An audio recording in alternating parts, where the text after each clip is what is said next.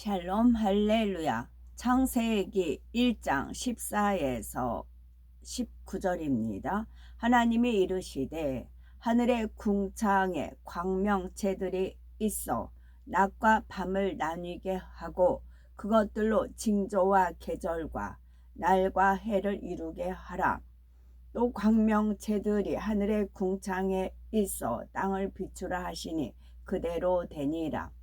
하나님이 두 큰 광명체를 만드사 큰 광명체로 낮을 주관하게 하시고 작은 광명체로 밤을 주관하게 하시며 또 별들을 만드시고 하나님이 그것들을 하늘의 궁창에 두어 땅을 비추게 하시며 낮과 밤을 주관하게 하시고 빛과 어둠을 나누게 하시니 하나님이 보시기에 좋았더라.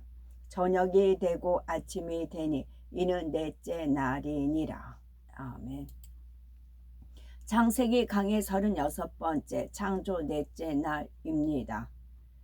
하나님께서는 창조 넷째 날에 해와 달과 별들을 창조하셨지요. 이는 천문학적으로 다시 표현하자면 창조 넷째 날에 우리 은하를 만드셨습니다. 하나님께서는 지구를 제외한 우리 은하의 모든 전체들을 이 창조 넷째 날에 창조하셨지요. 지구는 6일 창조를 시작하기 전에 이미 만들어 놓으셨다 했습니다. 우리 은하 외에 수많은 은하들은 언제 창조됐을까요? 우주가 대폭발에 의해서 생긴 것이 아니라 하나님께서 창조하셨음을 알 수가 있는 어떤 증거가 있는 걸까요? 증거가 있다면 그것은 무엇일까요? 또한 지구에 생물이 살기 위해서는 큰 광명인 태양의 빛으로 충분할 것 같은데 왜 굳이 작은 광명인 달도 만드셨을까요? 해와 달과 별이 창조된 후에 지구에는 그전과 달리 어떤 변화가 생겼을까요? 먼저 우주가 얼마나 광대한지를 보면 탐사선 보이저 1호가 1990년 6월 명왕성 부근에서 지구를 촬영을 했답니다.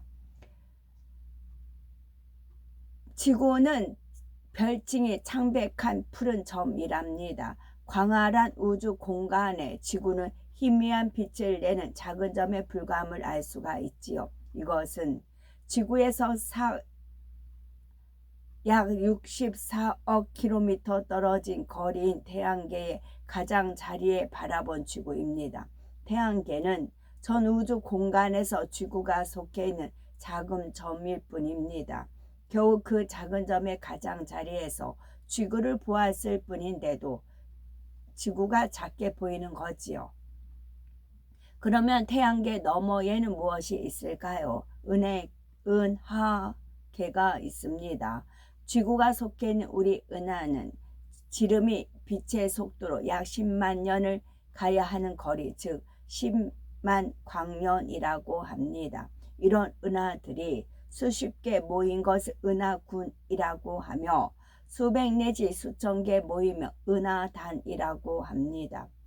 또한 이런 은하단 여러 개 모인 것을 초은하단이라고 하지요. 이 정도가 전문학자들이 분류한 은하 우주 공간입니다. 이렇게 말로 설명할 수 있지만 우리가 얼마나 상상이 되는지요. 우리 은하만도 이 끝에서 저 끝으로 가려면 빛의 속도로 약 10만 년을 가야 하는 거리라는데 이 거리도 사실 상상이 잘 안 됩니다. 하물며 은하군의 넓이, 은하단의 넓이는 상상하기가 더 어렵지요. 우주 공간은 육의 세계, 곧 첫째 하늘의 일부만을 얘기한 것입니다. 이렇게 광활한 첫째 하늘 외에 또 다른 하늘들이 있는 거지요. 영의 세계에 속한 둘째 하늘, 셋째 하늘, 넷째 하늘도 있습니다. 하나님께서는 이 모든 하늘들을 함께 통치하시고 다스립니다. 원래는 이 하늘들은 하나였는데 이를 근본의 우주라 하지요. 근본의 하나님께서는 소리를 머금은 빛의 형태로 근본의 우주에 퍼져 계셨습니다. 그러던 중 어느 시점이 되자 근본의 하나님께서 인간 경작을 위해 영계의 정점에 응집하셨지요. 이로 인해서 영적인 빛의 강도와 영적인 밀도가 서로 다른 네 개의 우주가 생겼습니다. 영적인 빛의 강도와 밀도는 영계의 정점에 가까운 곳일수록 높으며 정점에서 먼 곳일수록 낮지요. 원래 하나였던 근본의 우주는 총 넷이 되었습니다. 하나님께서는 이 네 개의 우주를 각각 첫째 하늘, 둘째 하늘, 셋째 하늘, 넷째 하늘이라 하셨지요. 이 중에서 첫째 하늘이 바로 우리가 살고 있는 육의 공간인 우주입니다. 앞서 이 첫째 하늘이 넓이가 사람이 상상하기 어려울 만큼 매우 넓음을 말씀드렸죠. 이렇게 광활한 첫째 하늘, 즉 육의 세계도 영의 세계의 넓이에 비하면 매우 작다는 사실입니다. 육의 세계와 영의 세계의 크기를 확연히 느낄 수 있도록 한 가지 비유를 들면 개미에게 제주도만 한 땅을 주었다고 합시다. 개미는 그 땅이 얼마나 넓은지를 모를 겁니다. 개미가 생각할 수 있다면 그저 가도 끝이 없다고 생각이 될 정도로 광활하게 느끼겠지요. 그런데 제주도는 지구 전체 면적 중에서 지극히 일부에 불과합니다. 그러니 만일 개미에게 지구 전체 면적을 얘기해 준다면 개미는 그 크기를 상상할 수 없을 겁니다. 여기서 개미는 우리 사람을 비유하죠. 또한 제주도는 육의 세계인 첫째 하늘입니다. 지구에서 제주도만큼은 육의 세계이며 나머지는 전부 영의 세계라 할 수가 있지요. 따라서 영의 세계가 얼마나 광활한지를 알 수가 있는 겁니다. 물론 육의 세계와 영의 세계의 크기 비율이 정확하게 제주도와 지구만큼은 아닙니다. 그 정도로 크기가 차이 남을 알기 쉽게 비유한 것이지요. 영의 세계에 비하면 매우 작은 육의 세계의 한 지점에 하나님께서는 인간 경작을 위해 먼저 지구를 창조하셨지요. 그리고 창조 넷째 날이 되자 태양계와 다른 행성들과 위성들을 만드셨지요. 또한 우리 은하계의 별들을 만드셨습니다. 우리 은하계 밖에 있는 수많은 별들 또 다른 모든 전체들은 언제 만들어졌을까요? 정답은 태초 이전에 만들어졌다는 겁니다. 근본의 우주가 네 개의 하늘로 나누기 전부터 근본의 우주에는 수많은 별들이 있었습니다. 텅 빈 드넓은 공간에 근본의 하나님 그 소리를 머금은 빛들만 있었던 것이 아니지요. 근본의 하나님께서는 태초 이전에 이미 수많은 별들을 만드셔서 근본의 우주 공간에 두셨습니다. 이런 상태의 근본의 우주가 네 개의 하늘들로 나뉜 것이지요. 이때 첫째 하늘이 된 공간에 있던 별들이 바로 우리 은하 밖에 있는 모든 별들입니다. 따라서 둘째 하늘, 셋째 하늘, 넷째 하늘에도 이미 수많은 별들이 존재하고 있습니다. 이처럼 첫째 하늘이 형성될 때부터 무수한 별들이 존재하고 있었는데 하나님께서는 이런 첫째 하늘의 어느 한 지점에 지구와 해와 달과 별들을 창조하신 것입니다. 과학자들의 주장처럼 대폭발 우주가 형성된 것이 아닙니다. 과학자들이 대폭발을 주장하는 데는 나름대로 근거가 있지요. 과학기술이 발달하자 우주 공간이 정체된 것이 아니라 계속 팽창하고 있음을 알게 되었습니다. 지구에서 다른 은하들을 관찰해 보니 다른 은하들이 지구로부터 계속 멀어졌지요. 과학자들은 이 사실을 근거로 이론을 만들었습니다. 현재의 우주는 팽창하고 있으니 과거에도 팽창했을 것이다.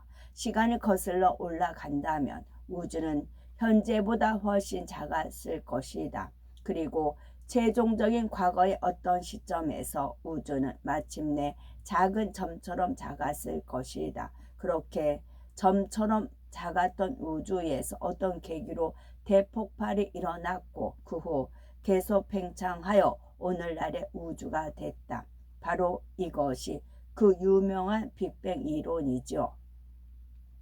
이 빅뱅 이론이 정립되는 수십 년간 이 분야에서 여러 명의 노벨상 수상자가 배출되기도 했습니다. 이런 사실만을 본다면 빅뱅 이론은 매우 근거가 확실하고 확고부동하게 정립된 이론처럼 보이지요. 그러나 빅뱅 이론은 아직도 불완전한 상태입니다. 이 이론이 처음 거론된 후 계속 수정해 왔고 앞으로도 관측 결과에 따라서 얼마든지 수정될 수 있습니다. 또한 아무리 과학기술이 발달한다 해도 결코 사람이 설명할 수 없는 분야가 있지요. 이것은 빅뱅 이론이 대폭발 최초의 순간을 설명하지 못한다는 사실입니다. 빅뱅 이론은 최초의 대폭발부터가 아니라 대폭발이 있은 후 어느 정도 지난 다음부터 설명이 시작되는 이론이라는 말이죠. 다시 말해서 대폭발의 여파에 대해서는 수학과 물리학을 총동원하면 나름대로 이론적인 설명을 할 수 있습니다. 빅뱅 이론이 진짜 옳다면 대폭발의 여파가 아니라 대폭발의 순간을 설명할 수 있어야 합니다. 그러나 지금까지 어떤 학자도 바로 대폭발의 순간에 대해서는 설명하지 못합니다.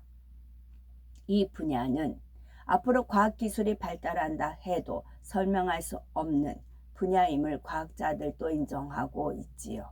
육의 지식으로는 거기까지밖에 설명할 수가 없기 때문입니다. 이처럼 육의 이론으로는 하늘의 창조 역사를 결코 설명할 수가 없는 것입니다.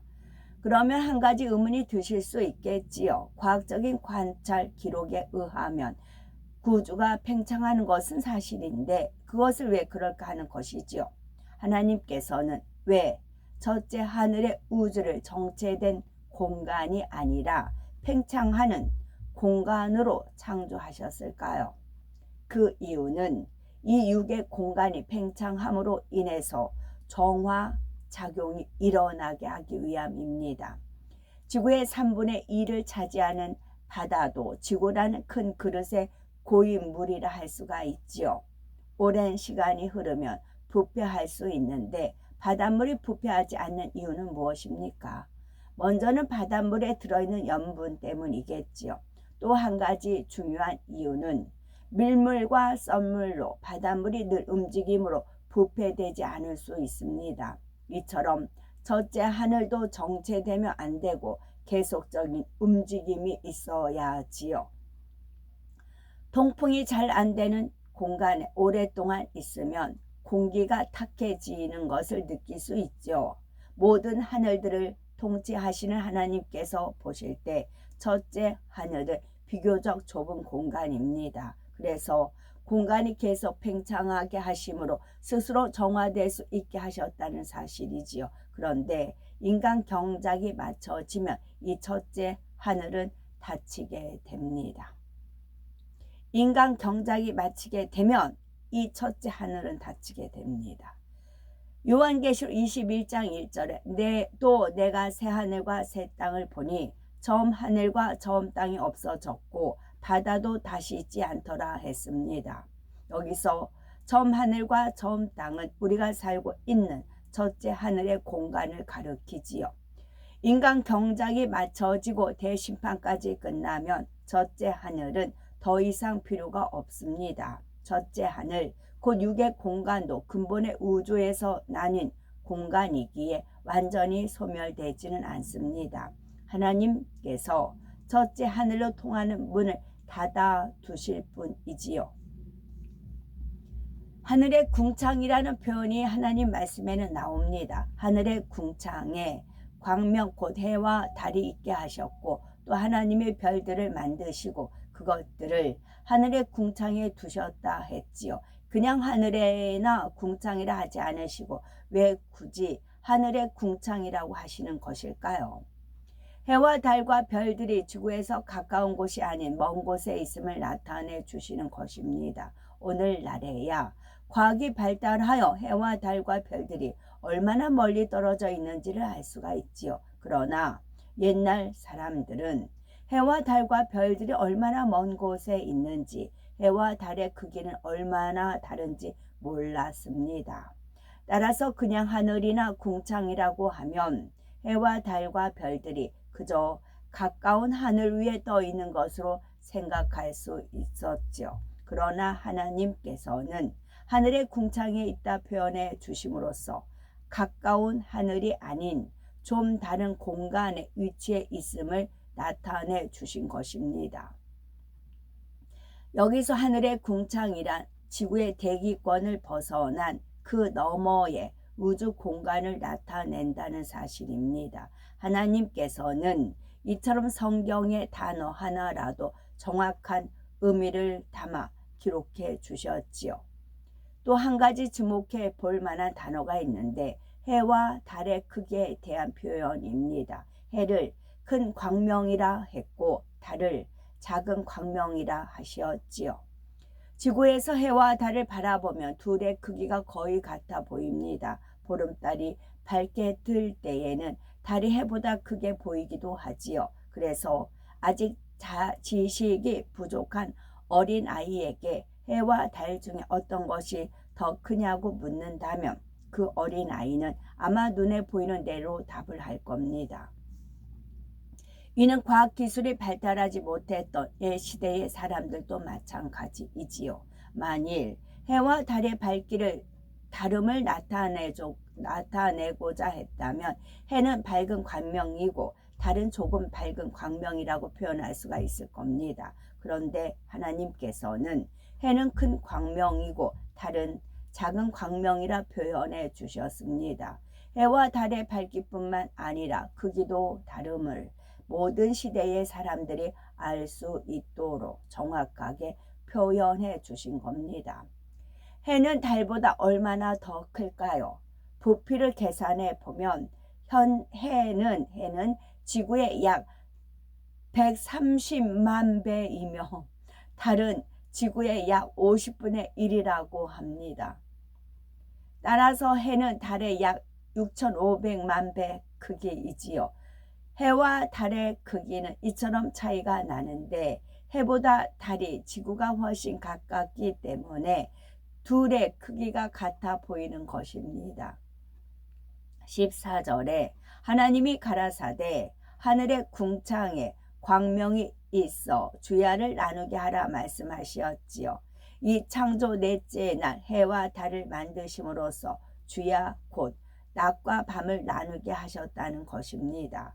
그런데 하나님께서는 이미 창조 첫째 날에 빛과 어둠을 나누시고 빛을 낮이라 어둠을 밤이라 칭하셨지요. 따라서 이미 창조 첫째 날부터 낮과 밤이 나뉘었던 것입니다. 그런데 창조 넷째 날에 해와 달을 만드신 후 주야를 나누게 하라 하신 말씀하셨는데 그 이유는 무엇일까요? 창조 첫째 날에 빛이 있으라 하실 때에 하나님의 근본의 빛이 지구를 둘렀지요. 이렇게 빛이 지구를 두르는 낮 시간 동안 하나님께서는 창조의 역사를 베푸셨습니다. 그리고 낮 시간의 길이만큼 빛을 거두시고 그 시간은 어둠의 세력에게 내어주셨지요. 창조 첫째 날부터 셋째 날까지는 이렇게 하나님께서 근본의 빛으로 지구를 두르시는 시간이 낮이요 거두는 시간이 밤이었습니다. 따라서 그 3일 동안은 지구가 자전하지 않고 가만히 서 있어도 낮과 밤이 바뀌었습니다. 그런데 창조 넷째 날에 해와 달과 별들을 만드신 후부터는 지구가 자전과 공전을 하기 시작했습니다. 지구가 자전을 해서 해를 마주보는 쪽은 낮이 되고 해를 등지는 쪽은 밤이 되었지요. 지구의 낮과 밤이 이제 자동으로 바뀌게 된 것입니다. 그 전까지는 낮과 밤이 바뀌는 것을 하나님께서 주관하셨다면 이제 해와 달과 별들이 주관하게 하신 것입니다. 이를 비유로 설명해 보면 어떤 사람에게 로봇이 하나 있는데 이 로봇은 스스로 움직이지 못합니다. 사람이 로봇의 팔을 올려줘야 팔이 올라가고 발을 일일이 움켜줘야 움직일 수 있지요. 로봇의 주인이 원하는 대로 로봇을 움직여 줘야 로봇이 움직일 수가 있는 것입니다. 그러다가 이 로봇 안에 태엽 장치를 해서 태엽만 감아주면 로봇이 스스로 움직이도록 만들었습니다. 이제는 사람이 손을 대지 않아도 설계대로 로봇이 스스로 움직이게 된 것이지요. 지구도 마찬가지입니다. 창조 셋째 날까지는 하나님의 능력에 붙들려서 우주 공간에 더 있을 수 있었고 밤과 낮도 하나님에 의해서 바뀌었습니다. 그런데 첫째 날 해와 달과 별들이 창조되자 하나님께서 세우신 법칙에 의해서 자동으로 운행하기 시작했던 것입니다. 한 가지 비유를 더 들면 시계에는 시침과 분침과 초침이 있습니다. 시계에 약이 없어도 우리가 초침을 잡고 1초에 한 칸씩 진행시키면 분침도 시침도 함께 움직입니다. 이렇게 해도 시계는 돌아가지요. 이렇게 해도 시계는 돌아가지요. 그런데 시계에 약을 넣으면 시계 바늘들이 자동으로 움직이며 시간을 가르쳐 줍니다. 창조 첫째 날에서 셋째 날까지는 하나님께서 친히 시계 바늘을 움직이셨다면 창조 넷째 날부터는 시계 바늘이 자동으로 움직이게 된 것과 같습니다. 시계를 뜯어보면 크고 작은 톱니바퀴들이 서로 맞물려 돌아가면서 바늘들을 움직여서 정확한 시간을 가르쳐 주는 것을 봅니다. 이처럼 하나님께서는 지구와 해와 달과 별들이 조화를 이루며 자동으로 움직일 수 있도록 설계하셨습니다. 각각의 크기와 서로 간의 거리, 그리고 서로 밀고 당기는 힘의 세기 등이 모든 것을 고려해서 창조하셨지요. 해와 달의 크기가 지금보다 조금만 크거나 작아도 지구에는 생명체가 살 수가 없습니다. 서로 간의 거리가 지금보다 조금만 더 멀거나 가까워도 마찬가지지요. 대폭발의 여파로 해와 달과 별들이 우연히 그 크기가 됐고 그 위치에 있다는 말이 오히려 더 허무맹랑하게 느껴집니다.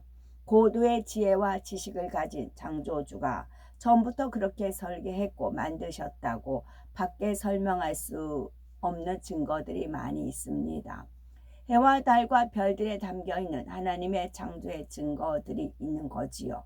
그리고 하나님께서 해와 달과 별들에게 주신 각각의 사명도 있는 거지요.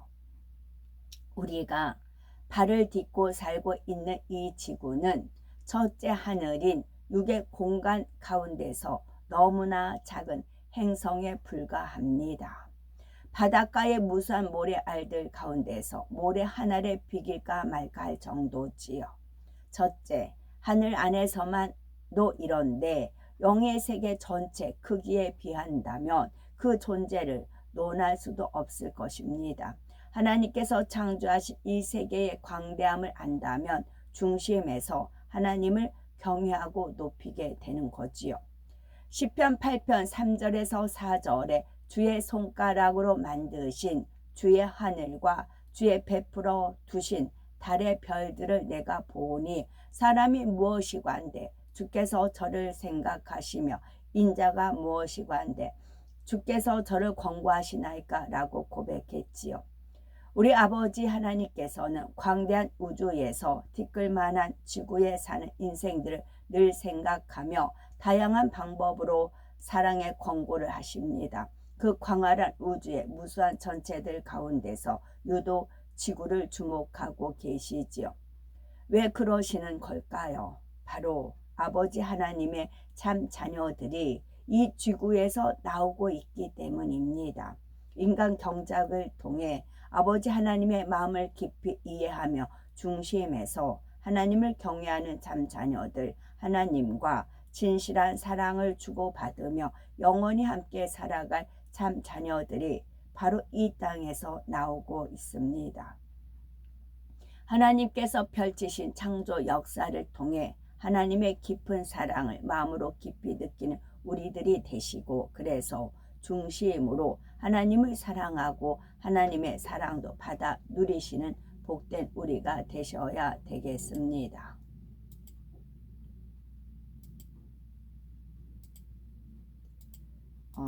어저께인가 이제 지금 한참 이제 지금 이제 그렇게 상황이 그렇게 됐고요. 근데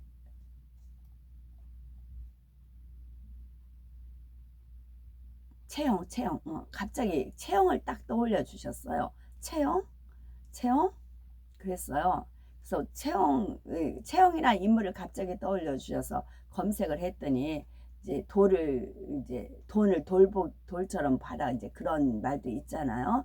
그런 체형에 유명한 그런 이제 명언도 그런 이제 그것도 있고, 특히 채영은 조선과 그 고려 말 그때 조선이 막 했을 때 반대함으로써 이제 그 사라진 그런 인물인 거예요. 고려에서 조선으로 넘어가면서 그 시대의 인물이고, 이제 또 돈을 돌 보듯이 하라, 그런 이제 인물이더라고요. 이제 그렇구나라고 이제 넘어갔었어요. 그러다가 아까 말씀을 읽던 중에 이사야 5장 23절에 그들은 뇌물로 말미암아 악인을 의롭다 하고 의인에게서 그 공의를 빼앗는도다.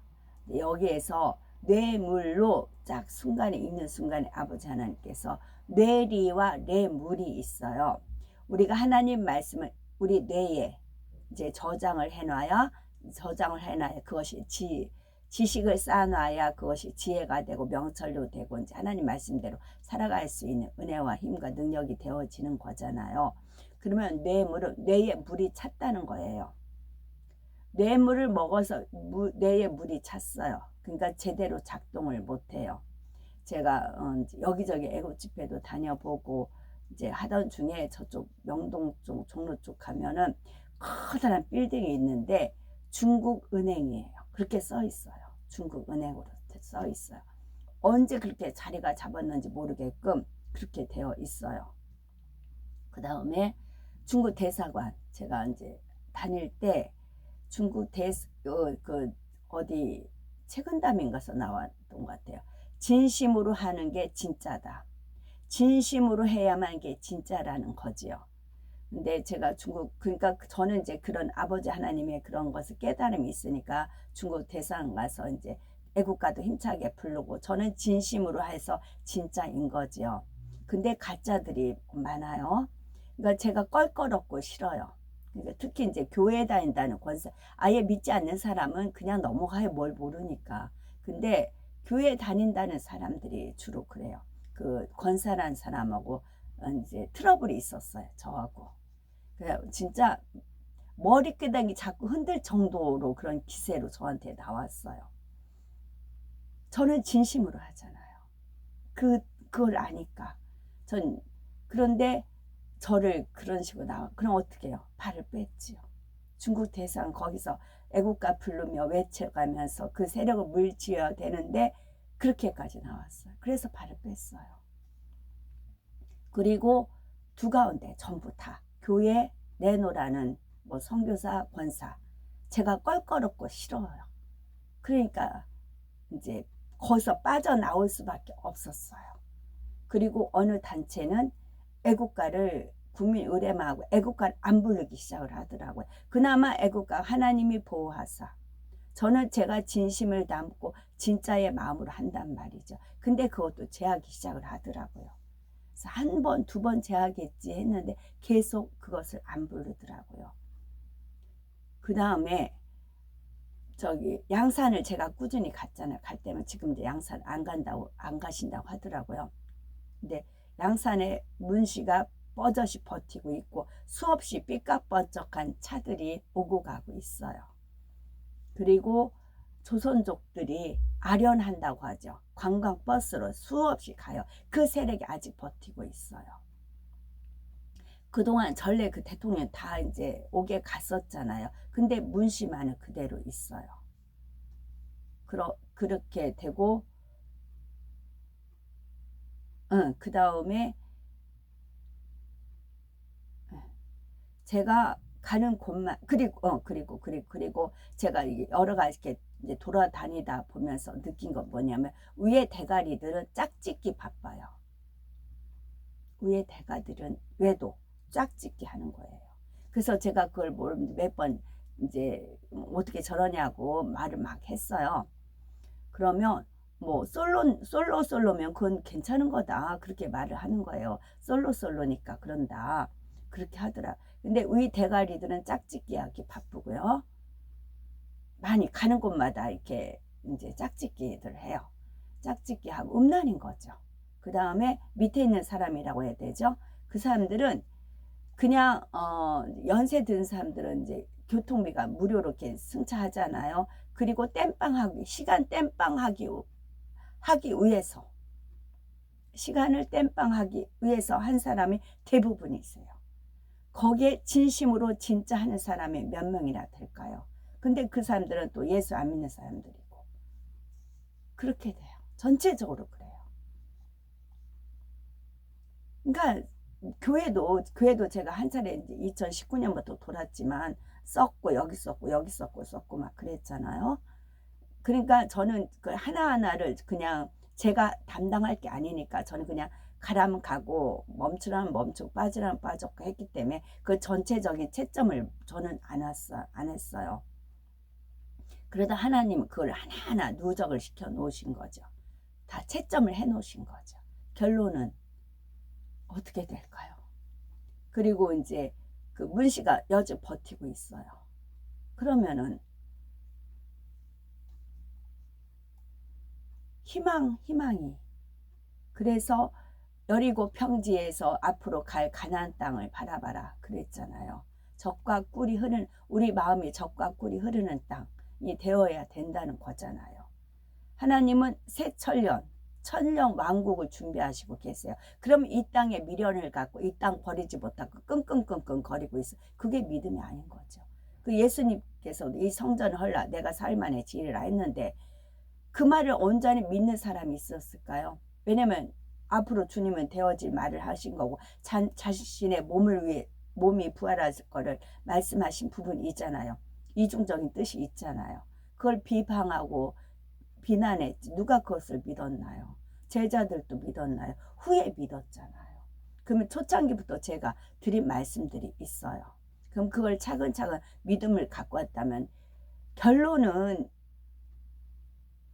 정해져 있는데 안 믿고 내 안위만 내 욕심만 뇌에 물이 차서 뇌에 하나님 진리 말씀이 있어야 되는데 뇌에 물이 차서 뇌물을 먹어서 너나 할 것 없이 뇌물을 먹어가지고 뇌에 물이 차서 악인은 의롭다 하고 의인에게서 공의를 빼앗는 일이 일어나는 거라고요.